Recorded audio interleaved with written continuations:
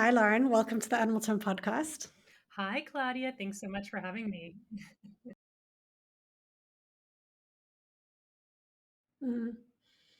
Yeah, I think that's important too. They're here now, so now what? And when you remove kind of eradication campaigns off the table, I think a lot more work needs to be done from thinking about how to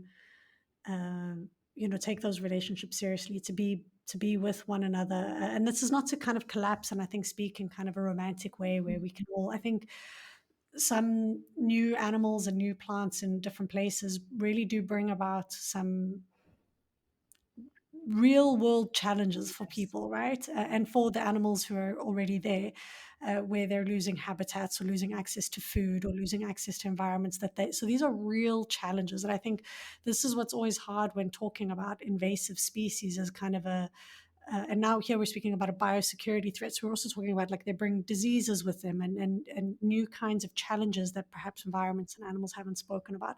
And these are real. They're real and they matter. And those that are in the environments where these new quote unquote animals have kind of come into figuring it out, and figuring it out is hard. So I don't want to kind of create this idea where we're saying, oh, well, a rosy picture, invasive species are here, let's all just hold hands and everything will be okay.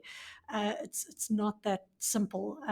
But at the same time, I think, speaking to some of the logic and the ease with which we just decide to kill invasive or kill feral, uh,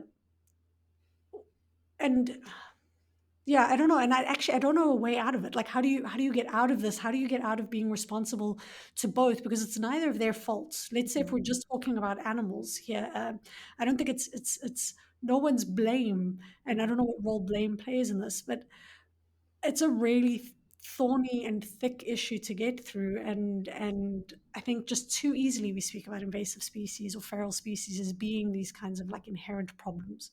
Yeah. No, I totally agree with you, and I think it's really interesting how this narrative of fault or blame comes up so often. And in my work with feral cats, where you would have somebody who was quite concerned with particularly songbirds say, well, it's not the bird's fault, they shouldn't have to be subject to this.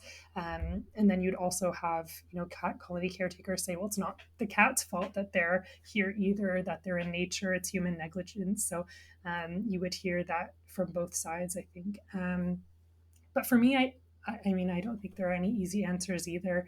And I think it's sort of, yeah, resisting the easy answers is the important point, rather than just saying, okay, well, they're here, so let's not do anything on one extreme, and on the other extreme, saying, okay, well, let's eradicate them all. Mm, But instead, seeing, I think, the complexity of the issues. And it's also interesting. Again, I can only speak about, this context, but where cats are, some feel unfair that they're become unfairly vilified, feral cats, for things like songbird declines, where if you want to have a real conversation about songbird declines, that's embracing the complexity of the situation, then let's talk about habitat loss.